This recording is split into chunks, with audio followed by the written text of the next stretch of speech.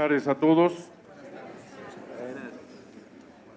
Yo quisiera comenzar siempre pensando en los grandes amigos, hermanos, que pues realmente le debemos tanto por todo el trabajo desarrollado. Quisiera que nos pusiéramos de pie y vamos a rezar un Ave María por Lídice, por el señor Karakiri, el doctor, que pues el Señor les muestre el rostro de misericordia en esta situación de enfermedad. Dios te salve María, llena eres de gracia, el Señor es contigo. Bendita eres entre todas las mujeres y bendito es el fruto de tu vientre, Jesús. Santa María, Madre de Dios, ruega por nosotros pecadores, ahora y en la hora de nuestra muerte. Amén.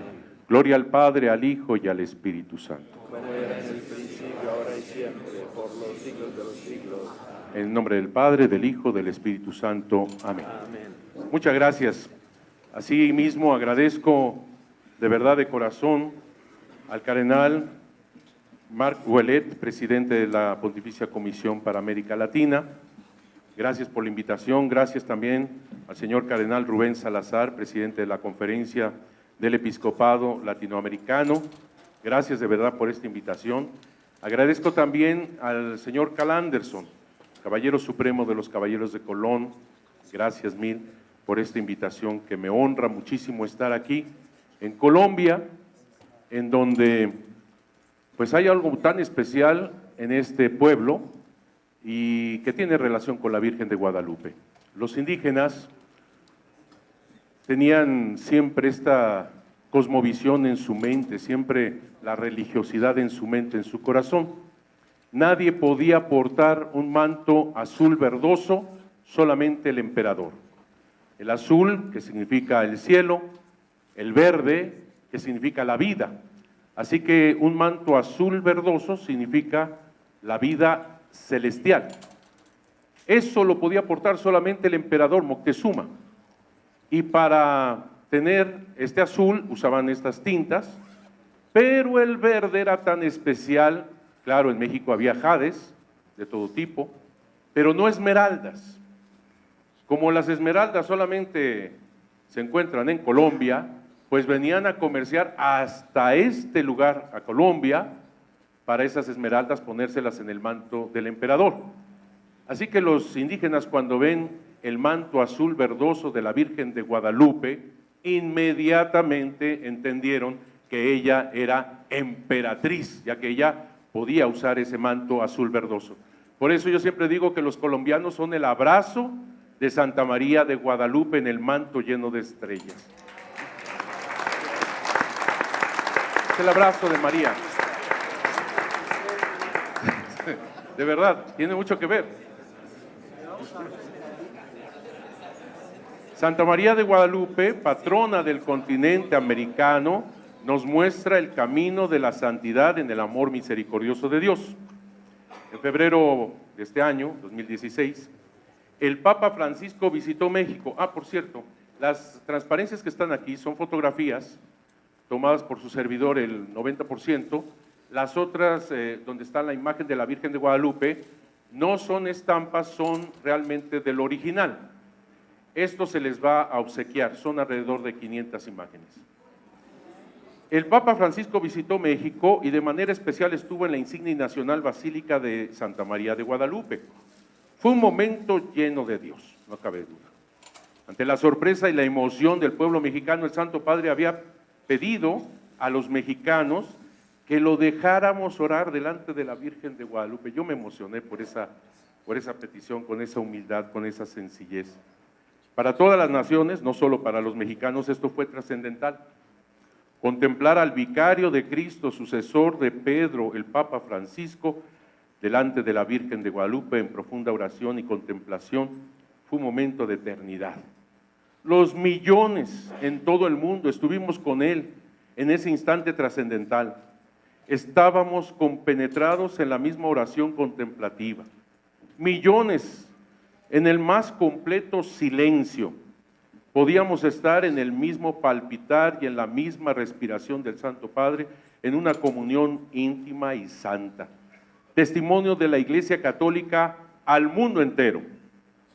Recordemos que la imagen de Santa María de Guadalupe es el de una mujer encinta, embarazada, por lo que es Jesucristo el centro tanto de la imagen como del mensaje. Es ella el arca viviente de la alianza. Es ella quien nos guía al verdaderísimo Dios por quien se vive. Confirmé que esta es la fuente de toda santidad. Respirar del mismo aliento de Dios en la oración que llena el corazón, que emociona y que motiva para lanzarse a amar con alegría a los demás. Siempre teniendo como un honor la posibilidad de ser parte de esta historia de salvación, en donde se nos llama a colaborar y a ser parte importante de ella. El Papa Francisco estuvo en esta casita sagrada, como San Juan Diego, exactamente en esa humildad santificada en la misericordia de Dios. Decía un escritor del siglo XVI sobre San Juan Diego, el humilde indígena macehual, elegido por la Virgen para ser su intercesor y mensajero delante del primer obispo de México, Fray Juan de Zumárraga. Decía este autor, se escondía en la sombra para poder entregarse a solas a la oración y estar invocando a la Señora del Cielo, exactamente como estaba el Papa Francisco delante de ella. Santa María de Guadalupe tiene un objetivo muy preciso. Ella tanto quiere, tanto desea que todos seamos santos.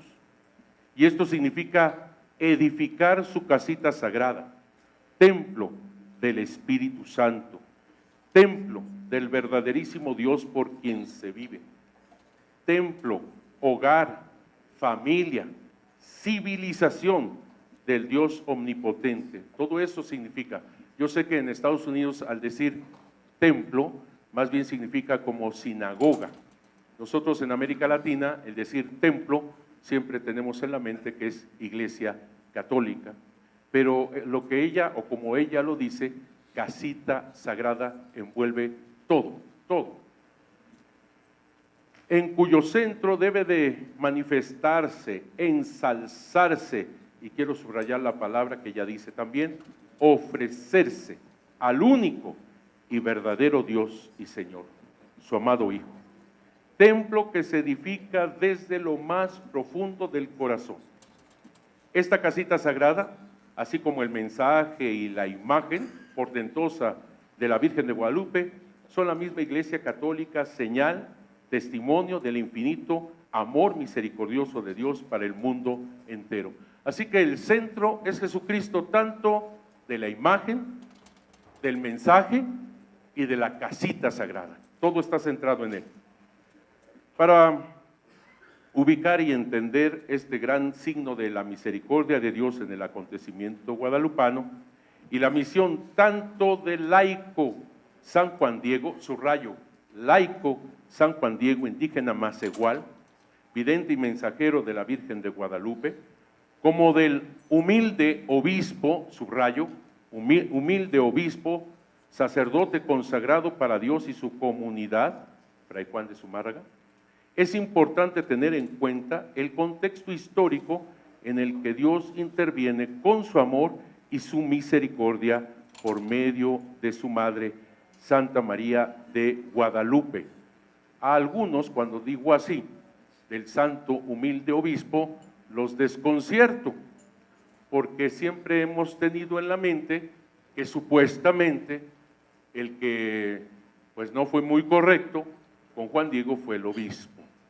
Quiero decir que eso es una mentira. Y no porque estén aquí varios obispos, sino es la verdad.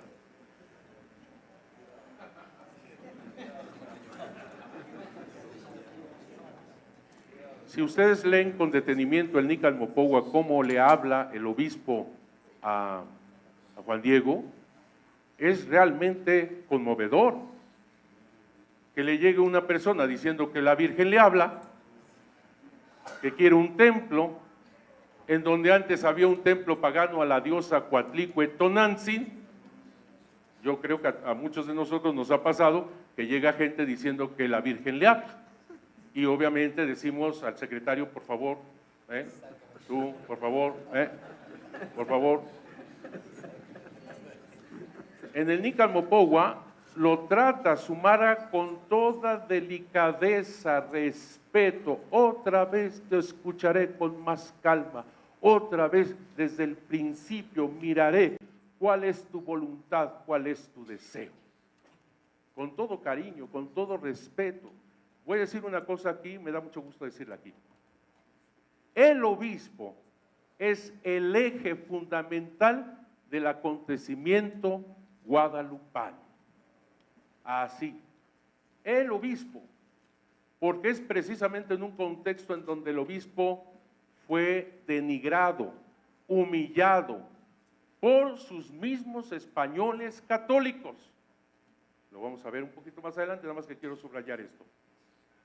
Es el obispo quien atiende bien a Juan Diego. Son los criados quienes lo dejaban allá afuera en el frío y con tantas horas. Fueron los criados. Y es el obispo quien pide la señal. En otras palabras, no tendríamos la imagen de la Virgen de Guadalupe sin el obispo. No tendríamos la casita sagrada sin la autorización del obispo. Así que imagínense qué papel, qué rol juega el obispo. Nada más. Ahorita vengo con los laicos.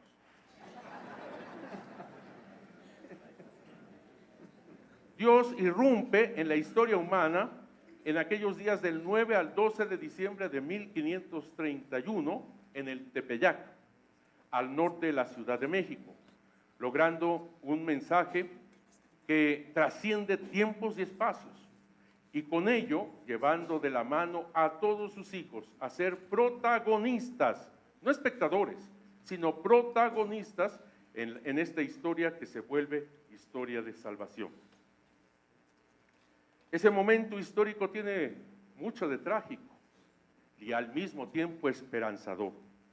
Es decir, que en medio de la tremenda depresión indígena, en la que en el tiempo dramático de la conquista, en medio de una peste de viruela que diezmó a millones de indígenas, en medio de la decepción de constatar que de nada habían servido los sacrificios humanos que los integraba en la batalla cósmica para sustentar la vida como creían los indígenas.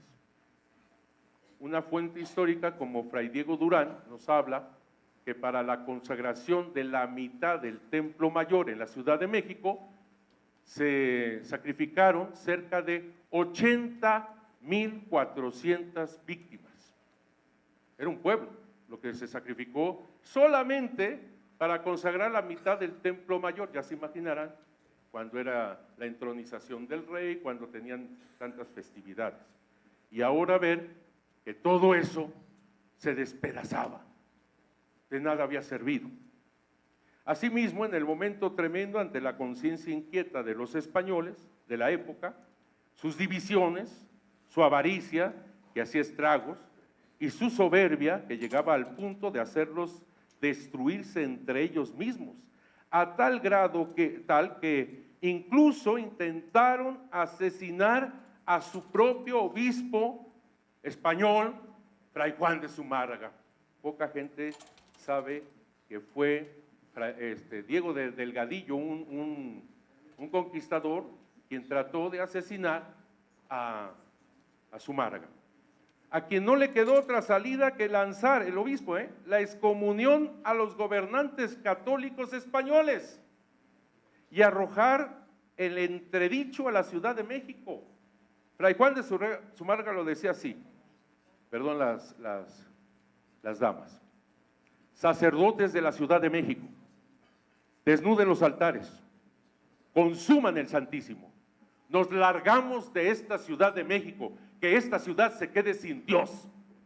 Y todos los sacerdotes, presididos por el obispo, salieron de la Ciudad de México.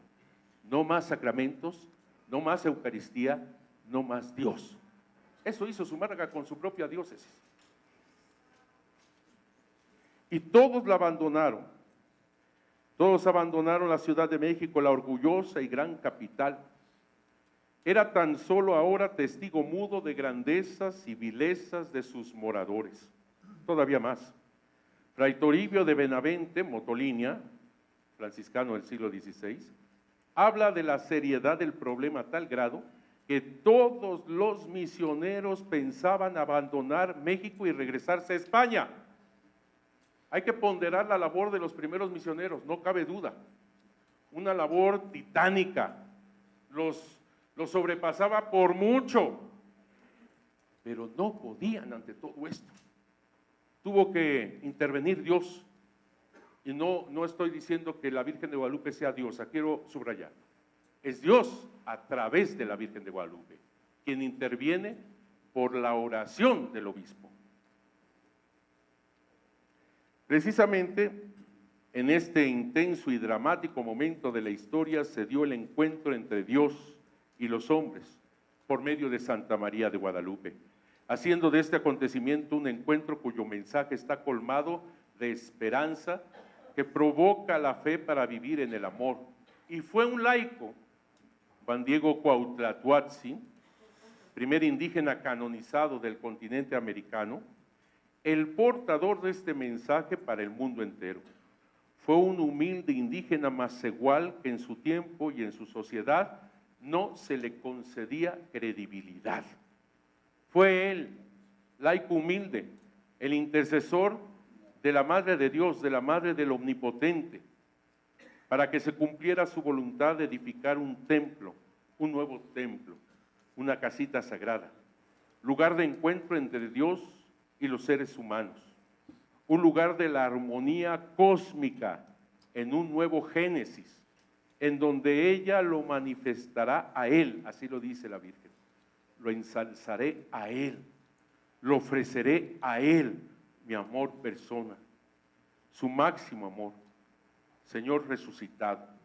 O como dice el Papa Benedicto XVI, el resucitado es el nuevo templo, el verdadero lugar de contacto entre Dios y el hombre.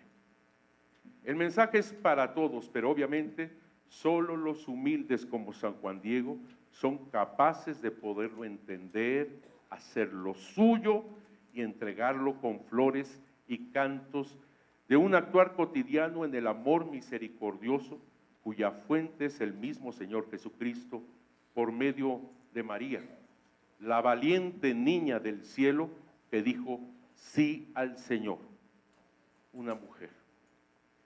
Dice el Papa Francisco, delante de Dios solo se permanece si se es pequeño, si se es huérfano, si se es mendicante. El protagonista de la historia de salvación es el mendigo. Como todo acontecimiento salvífico, el guadalupano, si bien se verifica en un momento histórico, del 9 al 12 de diciembre de 1531, y en un lugar determinado, el Cerro del Tepeyac, trasciende fronteras, culturas, pueblos, tradiciones, costumbres, llega hasta lo más profundo de todos. Además, toma en cuenta la participación precisamente de este ser humano, concreto, histórico, con sus defectos y virtudes, con sus vacíos y limitaciones, para que con su intervención todo trascienda. Una de las más claras manifestaciones de que en realidad se trata de un acontecimiento salvífico es la conversión del corazón.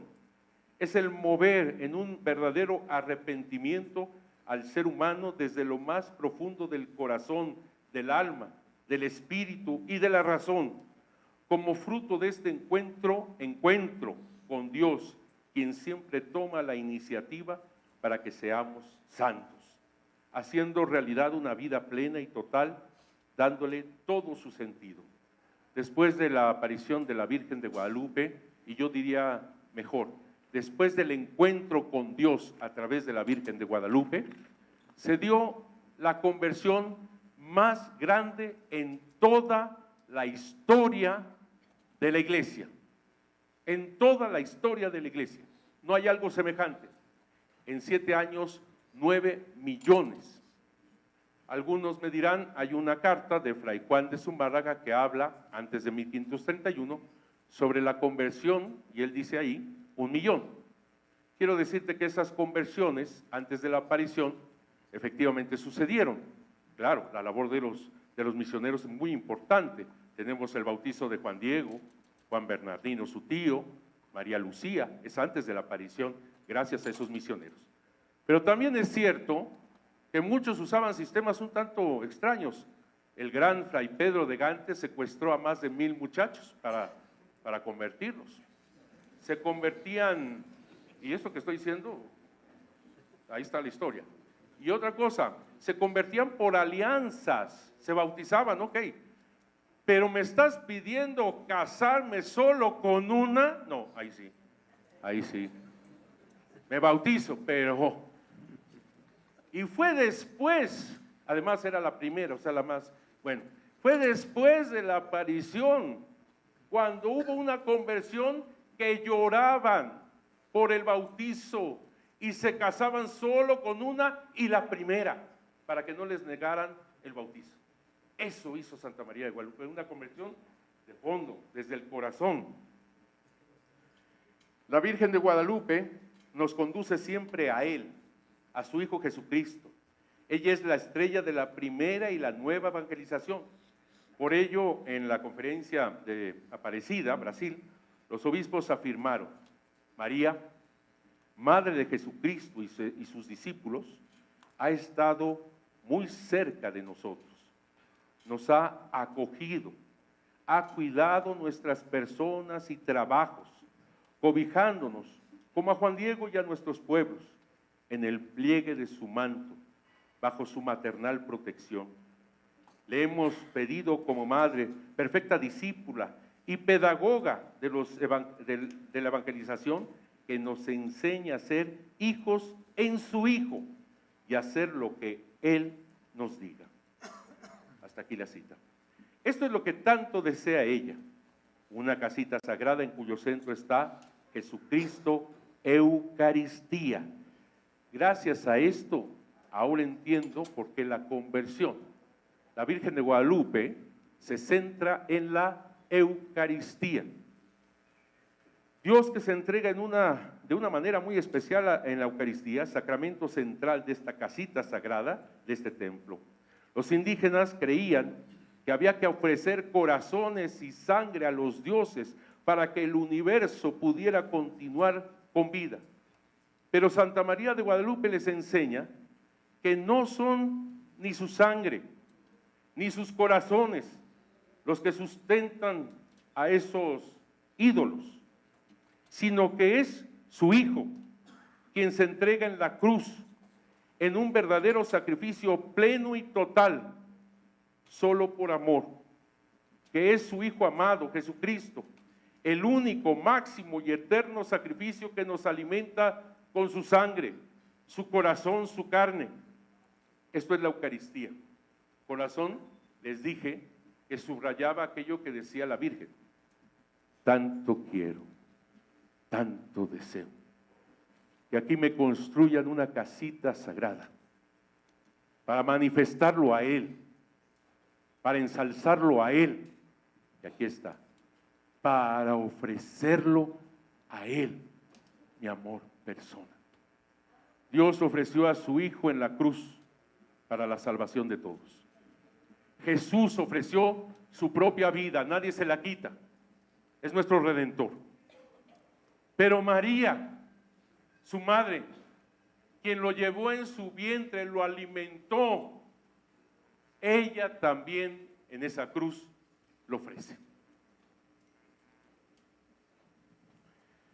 El Papa Benedicto XVI dice una cosa maravillosa: solo de la Eucaristía brotará la civilización del amor, que transformará Latinoamérica y el Caribe, para que además de ser el continente de la esperanza, sea también el continente del amor.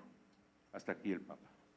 Entre lo más importante, y que es de lo más novedoso de la reflexión, es el hecho de descubrir cómo Jesucristo se encuentra con el ser humano, por medio de Santa María de Guadalupe, en el preciso momento de las más importantes fiestas que celebraban los indígenas.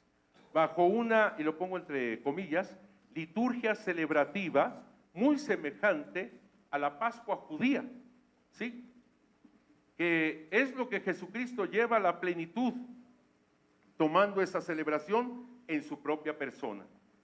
Él es la Pascua florida, ya que Él es el Cordero degollado, el Cordero de Dios que quita el pecado del mundo, que nos limpia con su sangre, que se sacrifica ofreciendo su vida en la cruz, signo del máximo amor por el ser humano. Y es precisamente desde esa cruz donde Él nos entrega lo más valioso y precioso para Él, su propia madre como nuestra madre. Dios, ante todo, es un Dios que ama, es un Dios que vence las tinieblas de la angustia y de la muerte con la luz verdadera. Es un Dios que nos entrega para siempre su bello canto eterno. Es un Dios por quien el corazón humano puede palpitar, o como también lo expresan los indígenas, el tener un corazón, ellos decían, endiosado.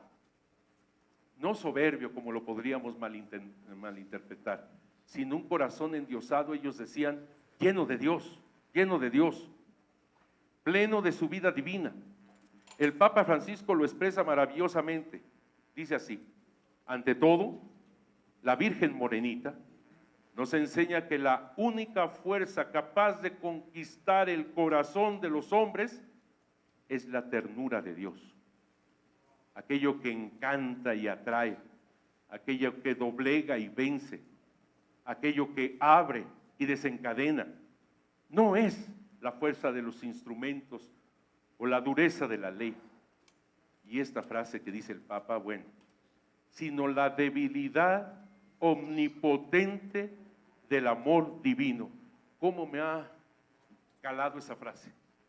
La debilidad omnipotente del amor divino. Es algo,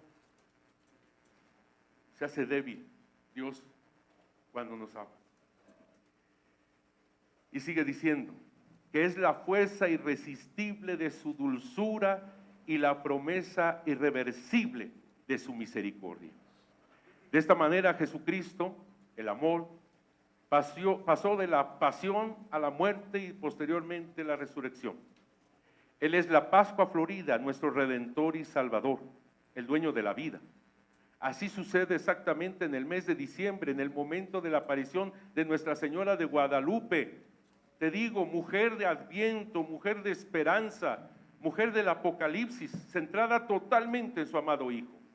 Ya que, como decimos, Jesucristo, el amor, se encuentra con el ser humano por medio de ella. Y en una forma de impresionante inculturación, que esta es la palabra clave, en el preciso tiempo cuando los indígenas celebraban las fiestas más importantes, como el mismo misionero franciscano del siglo XVI, Fray Toribio de Benavente Motolinia, compara las fiestas estas indígenas y así la llama como una especie de Pascua principal de los indígenas. Así se identifica a la fiesta indígena llamada Panquetzalistli. Y esto, para mí, es la clave de la inculturación de la Virgen de Guadalupe y no lo sabíamos. Cuando se canonizó San Juan Diego, 2002, no sabíamos de esto. Y para mí es la clave, hagan de cuenta que se logra descubrir aquello que todo lo demás tiene sentido. La inculturación perfecta. ¿Por qué? Porque la fiesta de Panquetzalistli es el solsticio de invierno. El solsticio de invierno es cuando, así lo dicen los indígenas, cuando el sol está en las entrañas de la tierra y es el momento que gracias a sangre y corazón logra vencer el sol las tinieblas. Y gracias a que surge el sol en solsticio de invierno, otro ciclo de vida podemos continuar, otro ciclo de vida. Por eso es tan importante la fiesta de Panquetzalistli. Ojalá que lo repitamos por lo menos una vez. Panquetzalistli. Padre, yo quisiera, sí, no te preocupes. A ver, este lado, después de mí, Panquetzalistli. Perfecto, le sale de maravilla, el náhuatl les fluye. A ver acá, Panquetzalistli. De maravilla, Juanito. A ver acá, Panquetzalistli, venga, padre. Excelente, excelente. Allá como un tono más americano, pero muy bien, muy bien. Por lo menos una vez que lo... Es importantísimo esto, padre, pero el solsticio de invierno no es el 12 de diciembre, es del 21 al 22, ya sé, pero recuerden que estamos en ciclo juliano, en calendario juliano, antes de 1582. El calendario europeo estaba equivocado por 10 días, no así los calendarios indígenas, con la pena para alguien que sea de la madre patria o de por allá, pero estaban mal, los calendarios indígenas perfectos.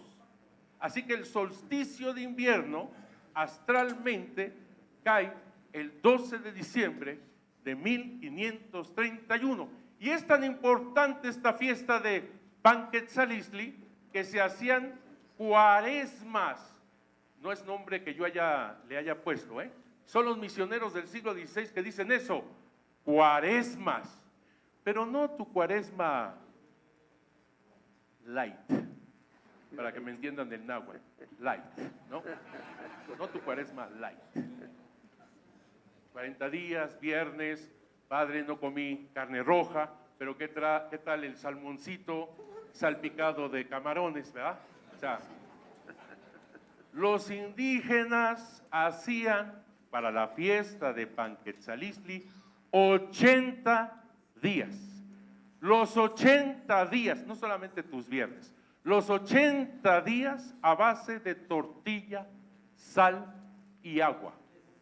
Algunos morían en el intento. Y además hacían sacrificios y se autosacrificaban para ofrecer esta sangre a sus dioses. Con púas de maguey, sí entendemos, púa de maguey es con unas agujas largas así de la planta del maguey, se perforaban las piernas, los brazos, el labio, la lengua, las orejas y ofrecían esa sangre. Los sacerdotes indígenas, qué bueno, me da mucho gusto que los sacerdotes indígenas se perforaban con esa púa de maguey los genitales y se pasaban una cuerda de 10 metros. Eso por si quiere algún señor obispo implementar alguna cosa, ¿verdad? Esos seminarios que quieren ser muy autóctonos.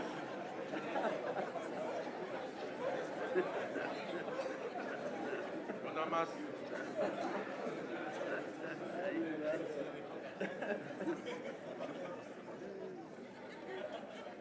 recogían la sangre de los sacerdotes, de manera especial la sangre sacerdotal era importantísima, manchaban unos papeles y lo ponían como a manera de banderas para que la gente, los indígenas, entendieran el sacrificio que estaban realizando sus sacerdotes para que el sol pudiera darles una nueva vida.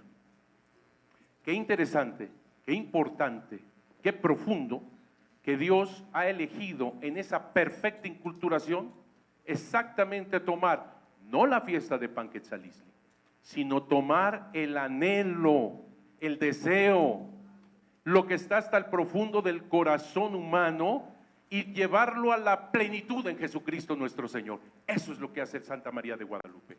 Lo digo como dice el Concilio Vaticano II. Toma las semillas del verbo, lo bueno, lo verdadero, que está ya plantado en todo corazón y lo lleva a la plenitud en Jesucristo nuestro Señor.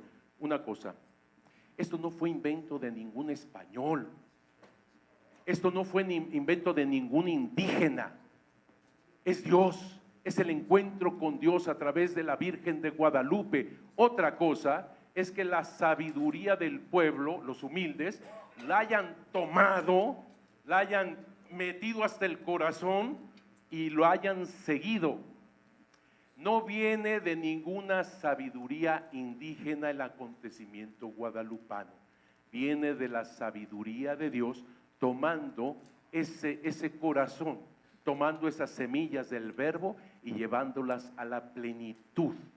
Ningún español podía haber inventado algo semejante, menos en un tiempo en donde ellos en sus calendarios están totalmente fuera de lugar. Ningún español de la época le llamaría a la Virgen de Guadalupe mi niña, mi muchachita, jamás.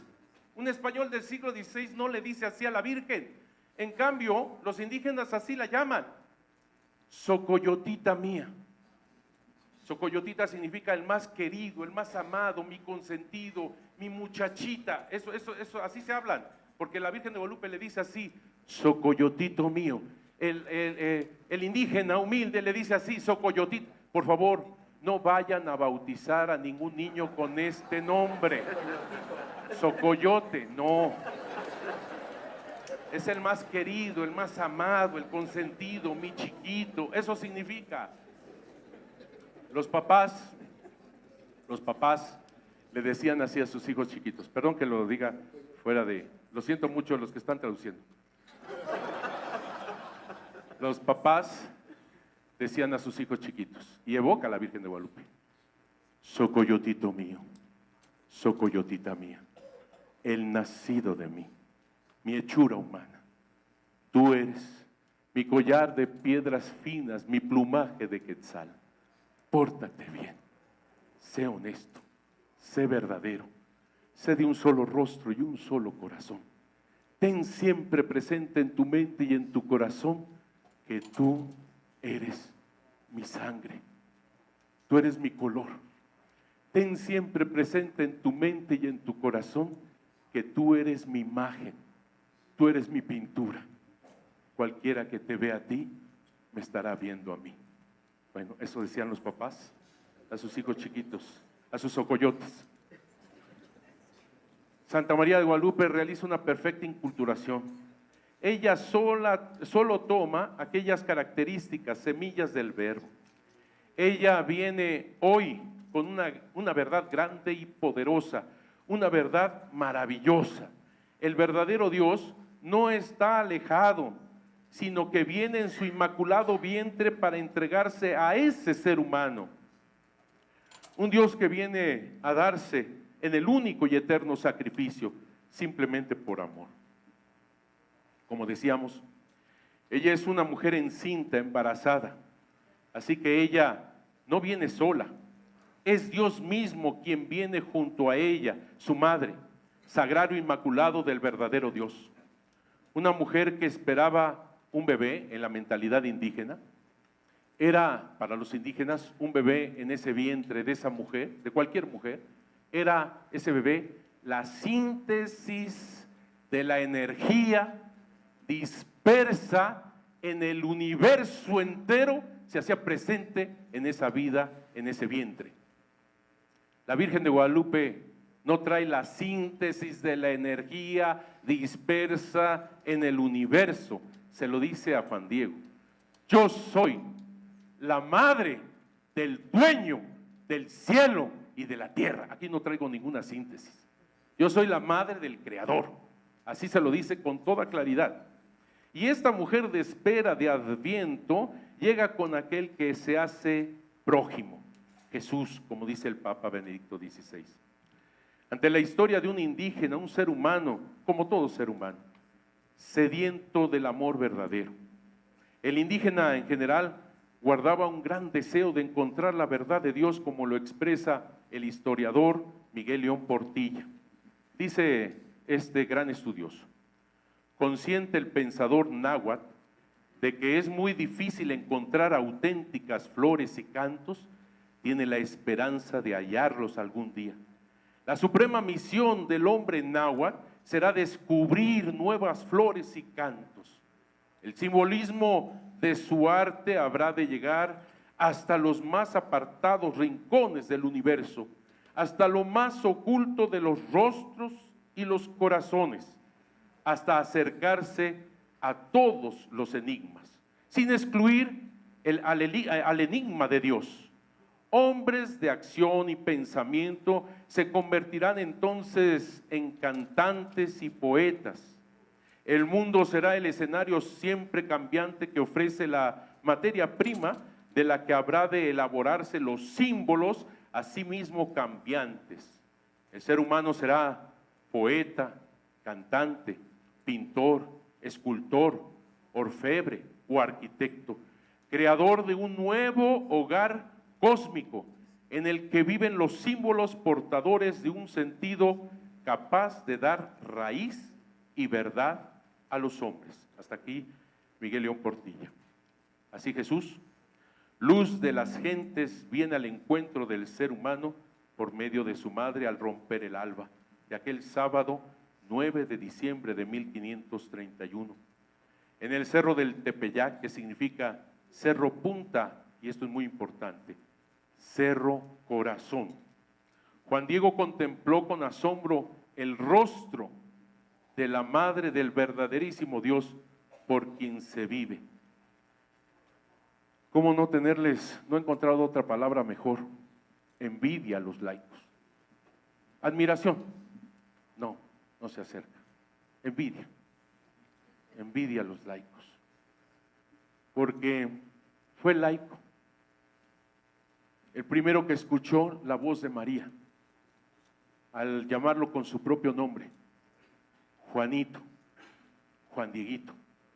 Les recuerdo que la Virgen de Guadalupe habla en náhuatl, pero le está hablando con su nombre de pila, Juanito, Juan Dieguito. Pero le está hablando con el sentido náhuatl, en diminutivo, que en otras culturas no nos entienden. En América Latina todo lo hablamos en diminutivo, en el sentido de amor, cariño, dignidad. En otras culturas suena como desprecio. En nuestras culturas latinoamericanas todo es diminutivo. Padrecito, y te sale un tipo, ¿no? ¿Quiere usted un cafecito, lechita, azuquita, galletita? Ahorititititita se lo traigo, ¿no es cierto? Eso es muy latinoamericano, muy de nuestras raíces. Sí, en Perú nos gana. Ahí me decían padrecito, Eduardito, Chavecito, échate esa. O sea, todo era un chiquito, amor, cariño. Por eso los envidio a ustedes laicos, porque el primero que escucha la voz de María, cómo suena, es el laico. Al primero que le hace saber cómo es el paraíso, es cuando se transforma este cerro muerto, salitroso, pedregoso, sin vida, en un paraíso totalmente indígena, plumas de quetzal, jades, esmeraldas. Es el primero que escucha los cantos en el cerro, que para los indígenas es la voz de Dios. Es el primero que sube ante su llamado y es el primero que ve el rostro de María. Los indígenas no podían ver al rostro del emperador. En el momento en que veían el rostro del emperador los asesinaban. No se podía. Tomaban tierra del piso, le decían lo que tenían que decir al emperador y sin darle la espalda se retiraban. Cuando la Virgen de Guadalupe lo espera de pie y le dice: ven juntito a mí. ¿Cómo no tenerles envidia a ustedes laicos? El primero que sabe la misión de María es el laico. Tanto quiero, tanto deseo una casita sagrada. ¿Cómo no tenerles envidia, amigos? Laicos, estoy diciendo laicos. Cuando le dice: tengo el honor y la dicha de ser tu madre. El obispo lo tiene que saber después por boca del laico. Juan Diego, laico, indígena, humilde, sencillo, pobre, lo sabe directamente de ella. Y a través de ella es Dios la fuente de todo esto. Cuando ella dice mi venerable palabra, mi venerable aliento, en la mentalidad indígena no creas que está venerándose, se está autovenerando, no. En la mentalidad indígena cuando decían mi venerable aliento, se tiene que traducir aquella fuente que hace venerable mi aliento. Se está refiriendo a Jesús. ¿Cómo no tenerte envidia? En vez de que la Virgen se haya plasmado su imagen en una casulla, en un alba, en una estola. Tuvo que elegir una tilma humilde, sencilla, una tilma de un laico. Es algo que realmente los laicos en el encuentro de Dios a través de la Virgen de Guadalupe son bendecidos por todo. Por cierto que yo no sé por qué Juan Diego no le dijo al obispo esa parte de darle vuelta al cerro. Eso es, no lo sé.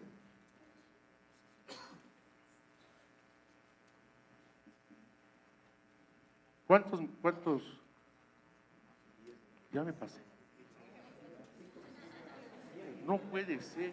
¿Ya? Le damos permiso de 5 minutos más, ¿no? No, adelante, adelante. 10 minutos tiene, 10 minutos. 5 minutitos. Bueno, lo bueno es que todo esto lo van a tener ustedes. Quiero entonces retomar una cosa de la inculturación de la Virgen de Guadalupe que para mí es maravilloso, para que vean la manera de inculturar. Ella no toma lo idolátrico, no toma nada de lo idolátrico, cosas por el estilo. No, ella va hasta el fondo y toma lo que está sembrado en el corazón. Netzahualcóyotl, uno de los reyes sabios, recordemos que Netzahualcóyotl no es azteca, no es mexica, mexica azteca es lo mismo, no es azteca, es tolteca. Los toltecas eran los sabios, es un poco como lo greco-latino. Lo greco tiene fama de sabio, lo latino de dinámico, algo así son los tolteca y los aztecas. Juan Diego es tolteca. Netzahualcóyotl, del rey este que te digo, de Texcoco, de mentalidad tolteca, había, en su sabiduría, había llegado a creer en un solo Dios, pero todavía no es el verdadero Dios. Ojo con esto, aunque lo llama así, no es el verdadero Dios todavía. Y él le dice: ¿dónde estás tú, Tloquenahuaque, Ilpamenohuani, Teyocoyani, Moyocoyotzin? Estas palabras no son dioses, sino es como decir el eterno, el omnipotente, el dueño del cielo. Y decía así Netzahualcóyotl: ¿dónde estás tú, Tloquenahuaque, Ilpamenohuani, Teyocoyani, Moyocoyotzin? ¿Por qué te has alejado de mí? ¿Por qué me has abandonado? ¿Dónde estás tú, Tloquenahuaque, Ilpamenohuani, Teyocoyani, Moyocoyotzin? ¿Cómo quisiera cantar tus flores? ¿Cómo quisiera ver tu rostro? Pero tú me has lanzado a este mundo solamente para morir. Tú te ríes de mí. Tú te burlas de mí. Te ríes cuando me voy haciendo anciano. Te burlas cuando cada vez estoy más y más enfermo. Te ríes porque me voy acercando a la muerte. ¿Para qué me diste la vida tú, Tloquenahuaque, Ilpamenohuani, Teyocoyani, Moyocoyotzin? Cuando quiero tomar la flor de mi vida en mi mano, se muere. ¿Podré llevar esta flor de mi vida allá donde tú estás? ¿Dónde estás tú, Tloquenahuaque, Ilpamenohuani, Teyocoyani, Moyocoyotzin? ¿Por qué me has abandonado? ¿Por qué me has dejado? ¿Por qué me has dado la vida si al final de cuentas voy a morir? María, cuando se presenta ante Juan Diego, mentalidad tolteca, le dice: yo soy María, la madre de Tloquenahuaque, Ilpamenohuani, Teyocoyani. Quiero, tanto deseo, una casita sagrada para ofrecerlo a Él, para manifestarlo a Él, para ensalzarlo a Él. Con eso está diciendo: el verdadero Dios no está lejos de ti, ni te ha abandonado. Él quiere cumplir su palabra. Yo estaré con ustedes todos los días hasta el fin del mundo. Con razón la Virgen le dice a Juan Diego: no tengas miedo. ¿Acaso no estoy yo aquí que tengo el honor, la dicha de ser tu madre? ¿Acaso no soy yo tu protección, tu resguardo? ¿Acaso no soy yo la fuente de tu alegría? ¿No estás acaso en el hueco de tu manto, en el hueco de mi manto, en el cruce de mis brazos? ¿De qué otra cosa tienes necesidad? Tu tío, tu anciano, que representa toda la cultura de Juan Diego, ya está bien, ya sanó. Es que ahí en ese momento es cuando Juan Diego toma la petición de la Virgen de ser su intercesor. A pesar de que él se había dicho, soy cola, soy ala, búscate otro. Y la Virgen le había confirmado, tengo a muchos, mi hijo, pero es necesario que seas tú personalmente. Y con esto termino. Cuando le dice la Virgen a Juan Diego, te ruego, te suplico, te imploro, que tú seas mi intercesor. Esto me cala acá, porque yo soy cura. Y yo me hinco delante de la Virgen de Guadalupe y le pido a ella que sea mi intercesora.